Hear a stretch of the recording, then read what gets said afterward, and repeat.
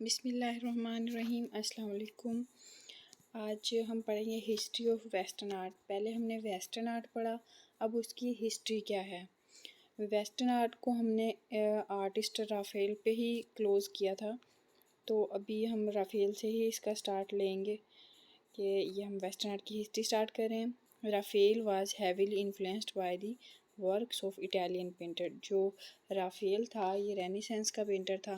ये किस किस से इंस्पायर्ड था, किस किस के काम से?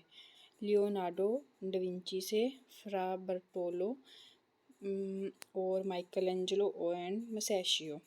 तकरीबन ये सारे रेनेसेंस के ही आर्टिस्ट हैं जिनसे ये इंस्पायर्ड था। The Triumph of religion was painted, ये इसकी पेंटिंग थी। इन्होंने कब पेंट की थी? ठीक है, ये 1509 में। ये कोई ख़ास इतने ऐसे MCQs नहीं आते। उसके बाद है what is the theme of Triumph of religion. ये पेंटिंग का नाम है। इसकी थीम क्या थी? इसकी थीम थी philosophy. School of Athens was painting, ये सेकंड वर्क है उसका। स्कूल ऑफ एथेंस इन्होंने पेंट किया था। एथेंस का स्कूल 1510 में। स्कूल ऑफ एथेंस किस चीज़ को रिप्रेजेंट करता था? वो भी फ़िलासफ़ी पे। अब देखें ऊपर जो पेंटिंग है ट्रायम्फ ऑफ द रिलीजन, ठीक है, उसकी भी थीम जो थी वो फ़िलासफ़ी थी, और स्कूल ऑफ एथेंस की भी थीम थी जो फ़िलासफ़ी थी। उसके बाद school of Athens is one of a group of dash main frescoes on the wall of stanza. जो स्कूल ऑफ एथेंस है इस पेंटिंग में ग्रुप था कितने फ्रेस्कोज का? तो ये 4 थे।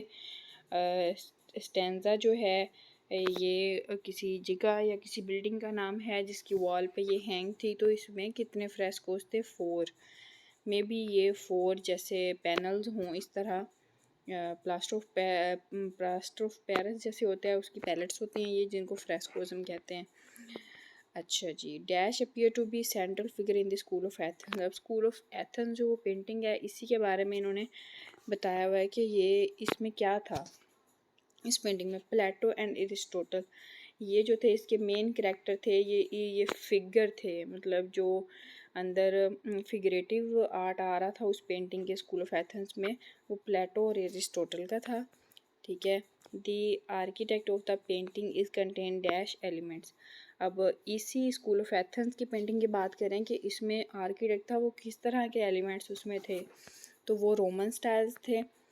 The building is in the shape of dash cross, Greek cross, जैसे क्रिश्चियंस का क्रॉस का साइन है वो वाला क्रॉस का साइन है। बिल्डिंग जो थी वो कुछ इस शेप की थी, मतलब ग्रीक क्रॉस की तरह। ठीक है, ये कुछ मैंने अपने कॉन्सेप्ट के लिए पास ड्रा किए हुए। There are dash type of sculptures in the background of painting. अब उसी पेंटिंग स्कूल ऑफ एथेंस की बात हो रही है कि उसके अंदर उसके बैकग्राउंड में कितने स्कल्पचर्स थे। एक पूरी पेंटिंग है जिसमें फिगर भी था, आर्किटेक्ट भी था, तो ये हर की चीज़ को लहदा से एक्सप्लेन कर रहे हैं। ठीक है, इसमें 2 स्कल्पचर्स थे इसकी बैकग्राउंड में। उसके बाद है the one of the sculpture on the left side is the God of dash, is the God dash Apollo. ये जैसे उन्होंने अपने खुदा बनाए होते थे, भगवान या जो भी उनके नाम हैं ये। ठीक है, लेफ़्ट साइड पे 2 स्कल्पचर्स थे ना उसमें, तो लेफ़्ट साइड वाला जो स्कल्पचर था उसका नाम अपोलो था। ठीक है, उसका वो गॉड की उन्होंने पिक्चर बनाई हुई थी अपने गॉड की, तो उसको अपोलो उसका नाम था। The sculpture on the right side, जो राइट साइड पे स्कूल ऑफ एथेंस में राइट साइड पे जो पिक्चर थी या स्कल्पचर था उसका नाम था एथेना। अब ये इनके 2 गॉड के नाम आ गए, अपोलो एंड एथेना। ये किस में है? ग्रीक क्रॉस की शेप की बिल्डिंग थी जिसमें 2 बैकग्राउंड में स्कल्पचर थे, एक का नाम था अपोलो और एक एथेना। राफेल डाइड ऑन 6 अप्रैल 1520। ये इतना कोई ख़ास इंपॉर्टेंट MCQ नहीं है। Who was the greatest Italian renaissance painter of the Venetian school. अच्छा, अब ये क्या कह रहे हैं कि रेनेसेंस वेनेटियन स्कूल जो है उसका कोई पेंटर था, ठीक है, जो कि इटालियन रेनेसेंस का पेंटर था, ग्रेटेस्ट। वेनेटियन स्कूल से वो पेंटर निकला था, मे बी उधर से वो पढ़ के निकले हों, या उसका नाम है टाइटियन पेंटर।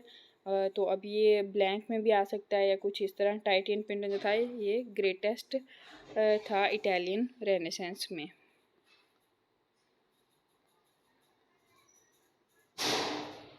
Tap to stop.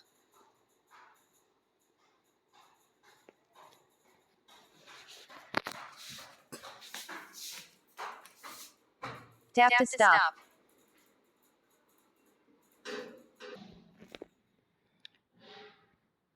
ठीक है, नेक्स्ट है टाइटियन कब पैदा हुए थे? 1490 में। Titian's earliest composition are on the on dash theme. जो टाइटियन ने अर्ली वर्क बनाया या कंपोजिशन बनाई उसकी क्या थीम थी? वो रिलीजियस थीम थी। लास्ट हमने जो पढ़ा उनकी थीम थी फ़िलासफ़ी। और इसके टाइटियन कौन थे एक बार हम रिमाइंड कर लें।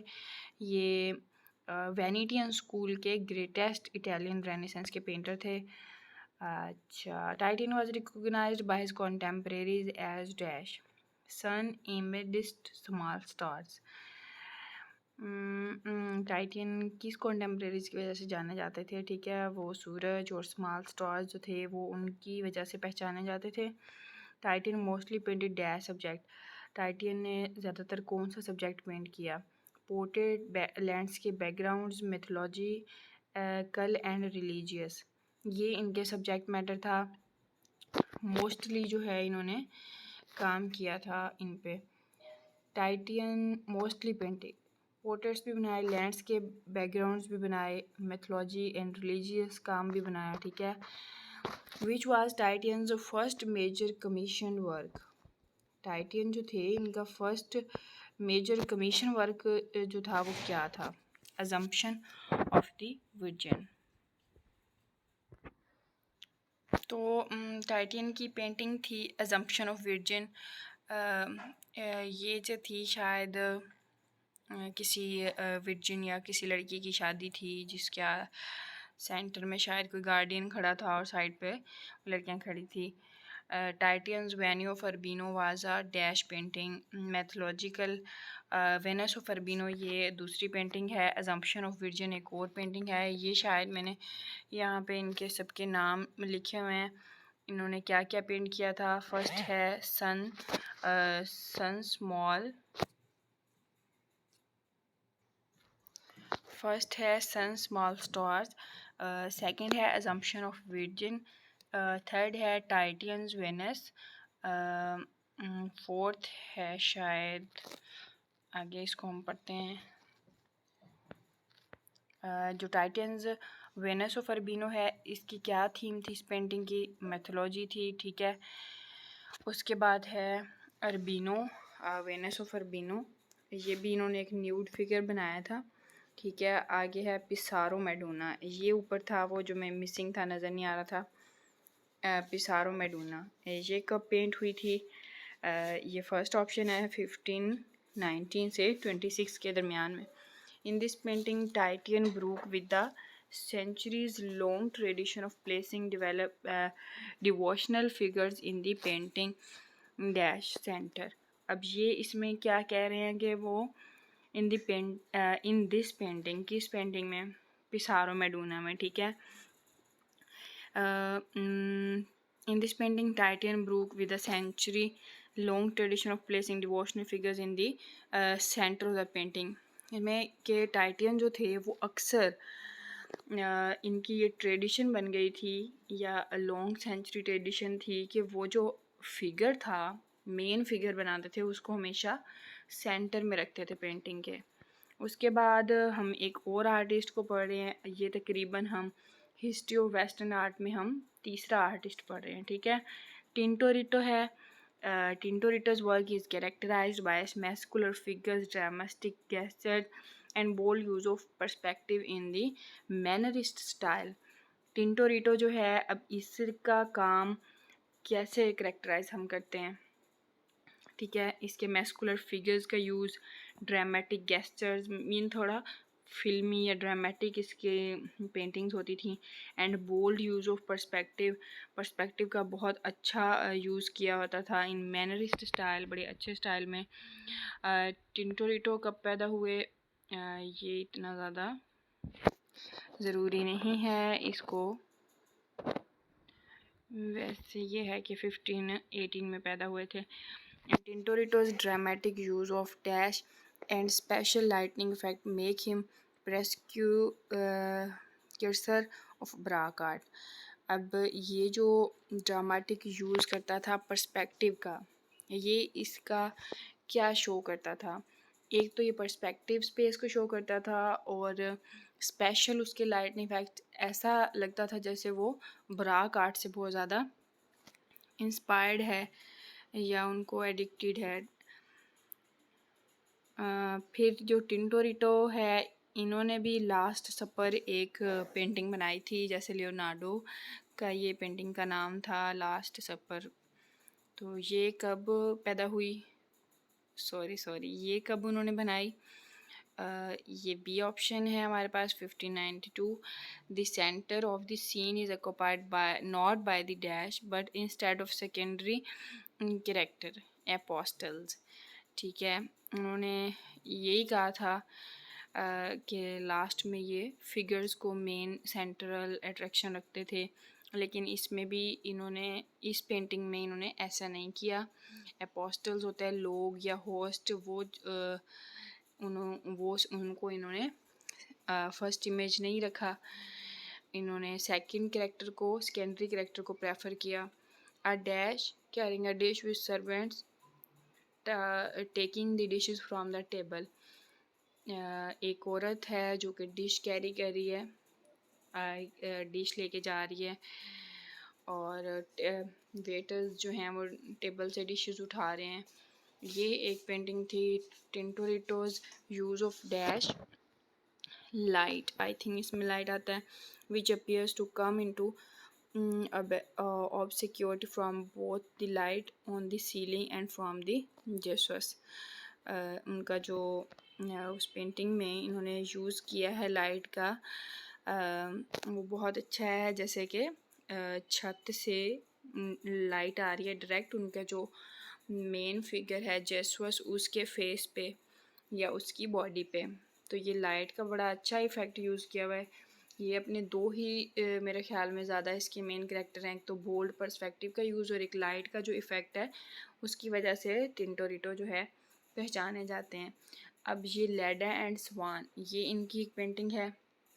लेडा and swan was painted in 1570। Leda and swan is the story and subject in art from dash mythology. Greek से ही इंस्पायर्ड हैं ये वाले आर्टिस्ट भी। Leda and swan is a story, ये एक स्टोरी है, and subject in art from Greek mythology, और ये ग्रीक मैथोलॉजी का ही एक सब्जेक्ट है। लेडा एंड स्वान की जो लव स्टोरी है जो इन्होंने पेंट की है, वो ग्रीक मैथोलॉजी या ग्रीक अफसानवी किस्से ही हैं उनके। ठीक है। Dash was a painter, sculptor and architect of Spanish Renaissance. El. Greco, El. Greco जो है ये भी स्पेनिश, अभी तक हमने इटली के शायद पेंटर्स पढ़े थे। El. Greco was a painter, sculptor and architect of the Spanish Renaissance. Painter भी थे वो, स्कल्पटर भी थे, आर्किटेक्ट भी थे स्पेनिश रेनेसेंस के दौर के। ई.आई. ग्रीको कब पैदा हुए ये इतना इम्पोर्टेंट नहीं है। Baroque era in started from dash century, ये ब्राक का एरा जो है यहाँ से स्टार्ट हो गया है। ठीक है, ये किस सेंचुरी में स्टार्ट हुआ था? 17 में, ये इम्पोर्टेंट है। In fine art the term Barack mean, Barack का मतलब क्या है, इसको हम पढ़ेंगे इरेगुलर पर्ल और स्टोन। ये आर्ट मूवमेंट हमने स्टार्ट कर लिया जैसे ब्राक आर्ट मूवमेंट। ठीक है, इसमें इरेगुलर पर्ल्स और स्टोन का नाम जो है वो ब्राक है। Irregular pearls and stones. Some of the qualities most frequently associated with the Baroque art are grandeur, sensuous richness, drama, vitality, movement, tension, emotional exuberance, and all of these। अब ये जो है इसमें इम्प्रेशन, उनकी फ़िल्मी जो effects थे, dramatic effect थे, वैरायटी थी और मूवमेंट थी, एक्सप्रेशंस, इम्प्रेशन सब था। आई थिंक इन जो ब्राक एरा में काम स्टार्ट हुआ उसके अंदर। Catholic inspired Barack art Catholic inspired Braque art tended to be large scale works of public art. ठीक है, Braque artists painted monumental wall paintings and huge frescoes for the ceiling and walls of dash palaces and churches. अब जो Braque artist हैं, Braque painters, ये किस तरह का काम करते थे। अब ये हम मूवमेंट को पढ़ रहे हैं, तो इनके इस मूवमेंट के आर्टिस्ट के बारे में हम पढ़ रहे हैं कि वो किस तरह का काम करते थे। मोनूमेंटल वॉल पेंटिंग्स होती थी, बड़े बड़े फ्रेस्कोस बनाते थे, जैसे सीलिंग बनाते थे, छतों की जो डिज़ाइंस थे उसमें पेंटिंग्स हर तरह की। और किस में ये बहुत सारे कैथोलिक जो इनकी हॉली प्लेसेस थी, Catholic palaces, Mahal and churches वगैरह जो थे उसमें लगाने के लिए। ब्राक पेंटेड इलस्ट्रेटेड की एलिमेंट्स ऑफ कैथोलिक डोगमा। अब ये कहते हैं जो ब्राक पेंटिंग थी वो किस चीज़ को शो करती थी या उनके की एलिमेंट्स क्या थे। Biblical works, mythological, allegorical composition, all of this. इसमें ऑल ऑफ दिस आएगा। ये स्टेटमेंट्स भी बन सकती हैं कि ब्राक पेंटिंग जो थी वो किस चीज़ को इलस्ट्रेट करते थे। ठीक है, तो इसमें बिब्लिकल वर्क्स आ जाता है, रिलीजियस इनका, मैथोलॉजिकल जो है अफसानवी है, एलिगोरिकल कंपोजिशन जो है वो आ जाएगी। ये सब इसमें आते हैं। अब आगे आ जाता है करेक्टरिस्टिक्स क्या हैं ब्राक आर्ट के। ठीक है, करेक्टरिस्टिक्स जो हैं, यूजिंग स्विर्लिंग स्पाइरल्स, ये काफ़ी इम्पोर्टेंट है। ये पीपीएससी टेस्ट में आ भी चुका है कि ब्राक आर्ट में किस तरह का वो यूज़ करते थे। Swirling spirals, upward diagonals, strong sumptuous colour scheme, new techniques of tenebrous and chiaroscuro. ये कुछ जो टेक्निक्स हैं, कोई ये कायरोस्कूरो लाइट का इफ़ेक्ट डालने के लिए जो टेक्निक यूज़ होती है, कायरोस्कूरो है। ठीक है, इसमें स्विर्लिंग स्पाइरल्स, ये साइड पे ये जो मैंने थोड़ा सा ड्रा किया हुआ है इधर।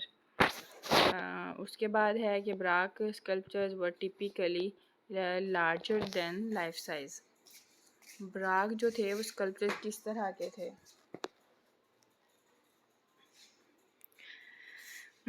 Larger than life size. उनके स्कल्पचर ऐसे होते थे, लाइफ साइज से वो थोड़े बड़े होते थे, ओरिजिनल से ज़्यादा बड़े लगते थे। Baroque architect was designed to create realism, spectacle and illusion. Baroque art जो आर्किटेक्ट था वो क्या डिज़ाइन करने के लिए क्रिएट किया गया था, इल्यूजन और स्पेक्टिकल इफ़ेक्ट्स। ठीक है, इल्यूजन वगैरह जिसमें शेडोज़ आ जाते हैं और मिरर इमेजेस आ जाते हैं। Thus the straight lines of the Renaissance were replaced with dash curves. जो स्ट्रेट लाइंस थी वो रेनेसेंस में थी, उनको इन्होंने रिप्लेस कर दिया with smooth curves. Smooth curves, ये जो कर्व्स ये शायद मैंने आपको समझ आए ये साइड पे ड्रा की हुई हैं। डोम्स और roofs were dash and interior carefully constructed to produce spectacular effects of light and shades. अब यहाँ पे डी ऑप्शन है enlarge, domes and roofs were enlarged with interior carefully constructed to product spectacular effect. इस तरह उनको बनाया गया था कि एक स्पेक्टेकुलर, एक इल्यूजन का इफेक्ट आता था, लाइट का, डिस्टेंस फील होता था। ठीक है, उसके बाद डैश फ्रेंड्स हॉल, ये अब आर्टिस्ट आ गया है। ये अभी हम इसमें जो हिस्ट्री ऑफ वेस्टर्न आर्ट है इसका 6 आर्टिस्ट है ये, लेकिन मेरे ख्याल में ब्राक आर्ट मूवमेंट का ये पहला आर्टिस्ट हम पढ़ने लगे हैं, friends hall. Friends hall was a Dutch golden age painter. ये इम्पोर्टेंट है कि डच गोल्डन एज का फर्स्ट पेंटर ये जो है फ्रेंड्स हॉल, हम इसको पढ़ रहे हैं। ये नीदरलैंड में पैदा हुए थे। अच्छा, friends hall one of the most brilliant of all Barack portraits is. अब उन्होंने इसके काम के बारे में पूछा, सबसे ज़्यादा इसका जो बेस्ट पोर्ट्रेट था ब्राक आर्ट मूवमेंट में, मेरा ख्याल में सबसे बेस्ट पोर्ट्रेट जो था द लाफिंग कैविलियर। ठीक है, ये गोल्डन एरा का पेंटर है। लाफिंग कैवेलियर इनके वो काम का नाम है, ये उनका ब्रिलियंट काम था। Friends hall one of the best painting Gypsy was painted in dash. Gypsy जो थी वो पेंटिंग का नाम है इनका। लाफिंग कैवेलियर पोर्ट्रेट पढ़ा और फिर उसके बाद पेंटिंग है, ये 1628 से 30 के टाइम पीरियड के अंदर कंप्लीट की उन्होंने। उसके बाद वर्मीर आ जाता है सेकंड, मेरे ख्याल में इसका आर्टिस्ट है ब्राक मूवमेंट का, लेकिन हिस्ट्री ऑफ वेस्टर्न आर्ट में हम इसको 7th आर्टिस्ट पढ़ रहे हैं। Dutch painter who specialize in domestic interior scenes of middle class family. अब ये डच पेंटर थे जो कि मिडिल क्लास फैमिली के घरों का अंदरूना सीन जो था, इंटीरियर सीन किस तरह का उनका लाइफस्टाइल है, वो उसको जो थे उन्होंने उसको पेंट किया। ये कब पैदा हुए थे, ठीक है, 1632 में। Vermeer work slowly and with great care using bright colours and sometimes expensive pigments. अब यहाँ वर्मीर जो थे थोड़े स्लो आर्टिस्ट थे, स्लो काम करते थे, लेकिन बहुत केयर के साथ और ब्राइट कलर यूज़ करते थे बहुत ज़्यादा। बहुत दफ़ा एक्सपेंसिव पिगमेंट्स यूज़ करते थे, ठीक है, क्या ब्राइट कलर्स यूज़ करना। ओके, नेक्स्ट है हमारे पास Vermeer is particularly renowned for his masterly treatment and use of light in his work.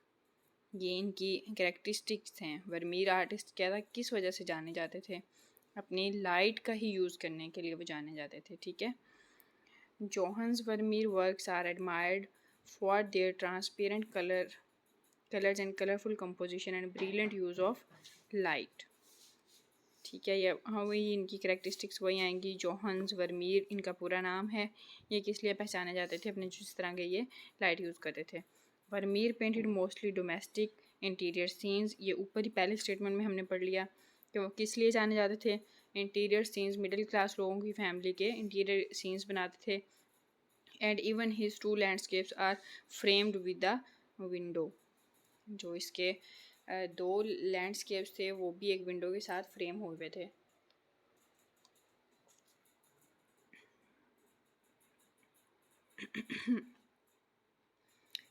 The interior scenes are usually portraits. Interior scenes किस तरह के होते थे, मोस्टली वो पोर्ट्रेट्स यूज बनाता था। One of his most well known work is girl with the pearl earring, ठीक है, ये उसका बहुत अच्छा वेल नोन था, girl with the pearl earring. The main subject of the is a woman in yellow dress. Light is coming from the left hand side of the painting from the open window are characterized of dash officer and a laughing girl। अब ये इस painting की बता रहे हैं कि इसमें main subject था, जो मेन अटेंशन थी वो एक औरत थी येलो ड्रेस में, जो लाइट थी वो लेफ़्ट साइड से आ रही थी पेंटिंग के अंदर। उसके एक विंडो खुली हुई है जिसमें एक ऑफिसर, एक लाफिंग गर्ल जो है वो शायद उसका करेक्टर है, वहाँ खड़े हुए हैं। Girl interpret at her music was painted 1658, ये उनका तीसरा काम था। आगे हम ये वर्मीर का यहाँ पे हो गया कंप्लीट। नेक्स्ट स्टार्ट होता है Rembrandt. Is generally consider one of the greatest painter, print maker in European art and most of the important in Dutch history. अब यहाँ पे प्रिंट मेकर हमने पहला ही आर्टिस्ट है ये रेम्ब्रांथ, ठीक है। ये ग्रेटेस्ट पेंटर था, प्रिंट मेकर था in European art and most of the important in Dutch history. Rembrandt कब पैदा हुए, 1606 में। Rembrandt achieve youthful success as a portrait painter. इनके जो नाम की वजह बनी वो इनके पोर्ट्रेट्स थे। The anatomy lesson of Dr. Nicolaus Tulp was painted by Rembrandt, ठीक है। ये जो इनके हॉस्पिटल का सीन था डॉक्टर निकोलियस का, ये शायद वो ऑपरेशन थिएटर वगैरह इस तरह का कोई इन्होंने सीन बनाया था। Anatomy lessons were a dash event in the 17th century. ये क्या था, सोशल इवेंट था। एनाटॉमी जो इन्होंने ऊपर बनाया है लेसन सोशल इवेंट था या कोई न्यू कमर्स की ट्रेनिंग थी डॉक्टर के साथ, तो ये उन्होंने वो पेंट किया था।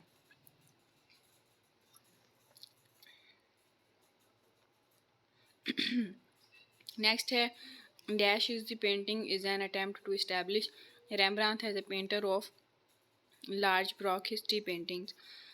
बेलशेज़र फीस्ट, ये किसी की दावत थी, ठीक है। ये पेंटिंग जो है किस चीज़ की अटेम्प्ट थी? To establish Rembrandt as a painter of large Baroque history paintings. अब ये जो ब्राक मूवमेंट हम पढ़ रहे हैं उसमें उसकी हिस्ट्री की लार्ज पेंटिंग थी, या उसको इस्टेब्लिश करने के लिए पेंटर को, रेम्ब्रांथ को, ठीक है, बनाई। बेलशेज़र्स फीस्ट, ये उनकी दावत थी, जिसमें कुछ इस तरह का सीन था। मेरे ख्याल में ये आदमी हैं, वो खड़े हुए हैं, एक हाथ में इनकी डिश है कोई खाने वाली, इस तरह से। बेलशेज़र्स फीस्ट जो थी ये रेम्ब्रांथ का वर्क था। One of his most paintings is dash at the peak of Holland's golden age, The Night Watch. Night watch painting जो थी उनकी हॉलैंड की गोल्डन एज में सबसे फेमस पेंटिंग थी।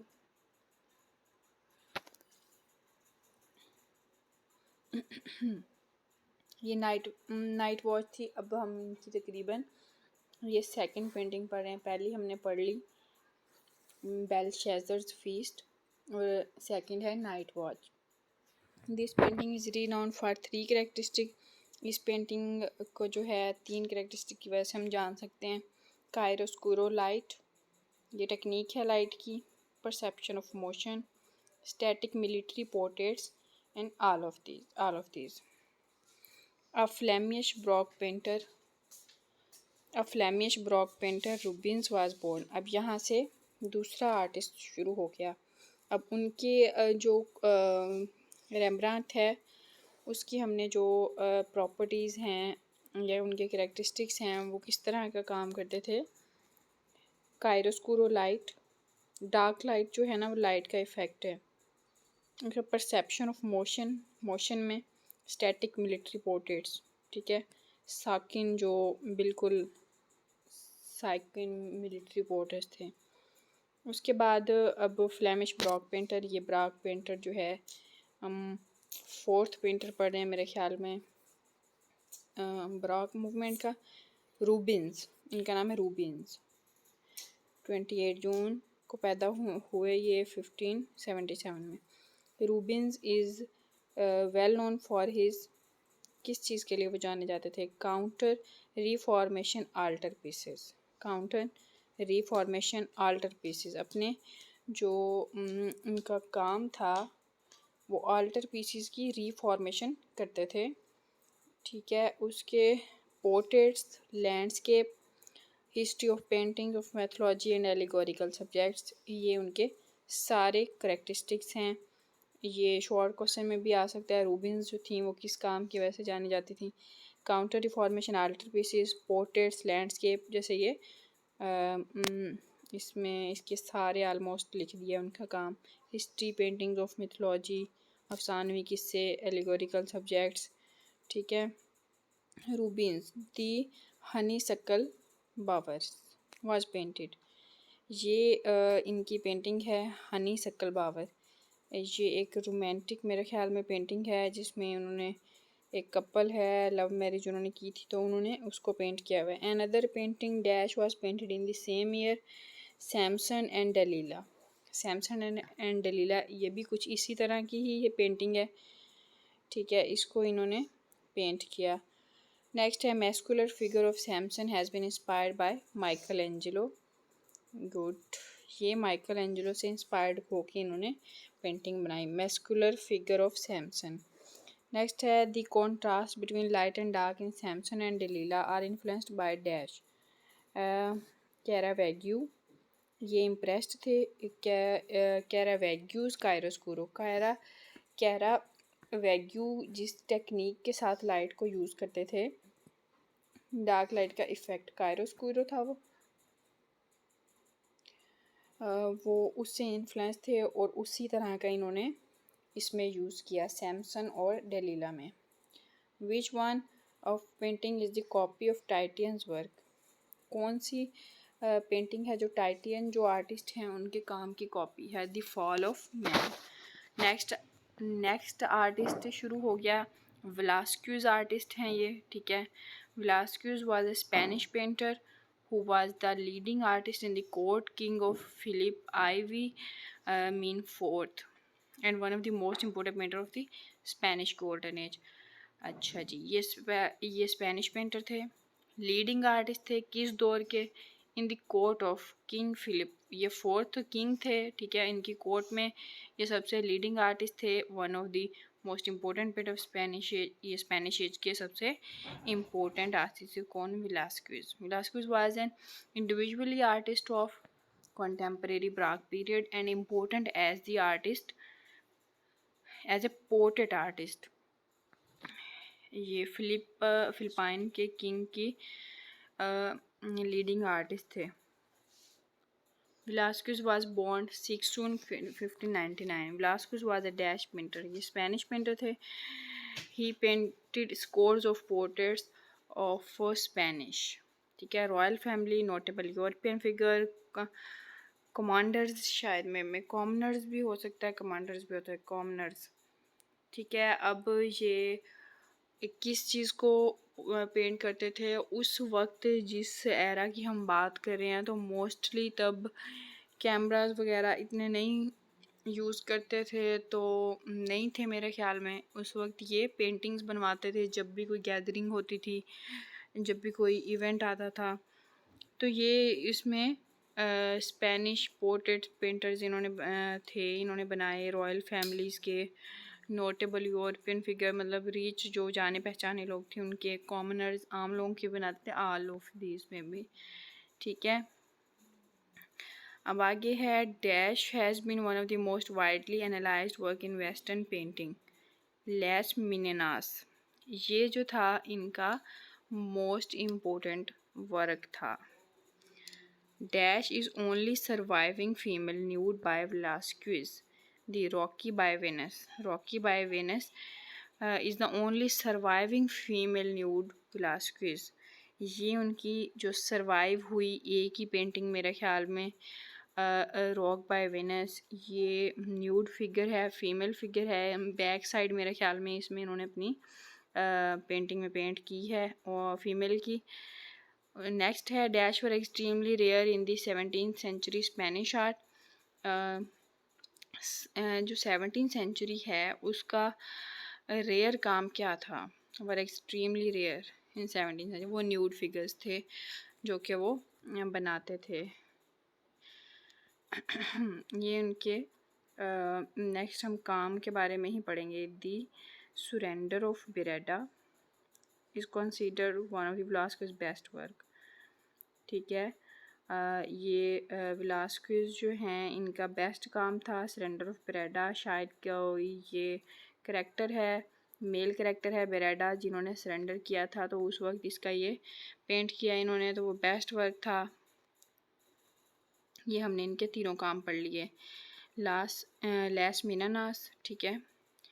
The Rokeby Venus, surrender of बेरेडा।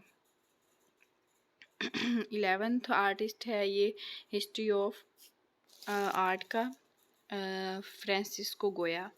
ये भी important artist हैं। फ्रांसिस्को गोया स्पेनिश पेंटर थे। ऑलमोस्ट हिस्ट्री में हमने हिस्ट्री ऑफ वेस्टर्न आर्ट में मोस्टली स्पेनिश पेंटर्स ही आ रहे हैं। Francisco Goya Spanish dash painter, ठीक है, रोमांटिक पेंटर थे। कब पैदा हुए? 1746 में। नेक्स्ट है dash regarded both as last of the old masters and the first of moderns. Francisco Goya regarded as both as the last and old masters, अच्छा जी, and the first of the moderns. Mean के ये old जितने artist थे उनका last और modern जितने artist थे उनका फर्स्ट पर्सन इसको रिगार्ड किया इन्होंने, ठीक है। इधर मेरा ख्याल में ओल्ड आर्ट ख़त्म हो जाएगा। Goya was dash painter to Spanish crown, court painter थे, ठीक है। Dash art series of 82 prints created by 1820 by the Spanish painter and printmaker Francisco Goya. The disasters of war, जो जंग थी उसकी तबाहकारियाँ वो किन्होंने पेंट की, फ्रांसिस्को गोया ने, लेकिन ये इन्होंने प्रिंट मेकिंग की प्रिंट फॉर्म में। ठीक है, ये फ्रांसिस्को गोया प्रिंट मेकर्स थे। ठीक है, इन्होंने 82 प्रिंट्स बनाए थे। The disasters of war are a series of dash print, 82 prints की इन्होंने सीरीज बनाई थी। 3rd of May 1808 is an archetypal image of the horror war, ये इनका काम था। Saturn devouring his son, Greek myth. ठीक है, ये उनकी पेंटिंग थी, Saturn devouring his son. Saturn devouring his son is one of the dash painting. 14 black painting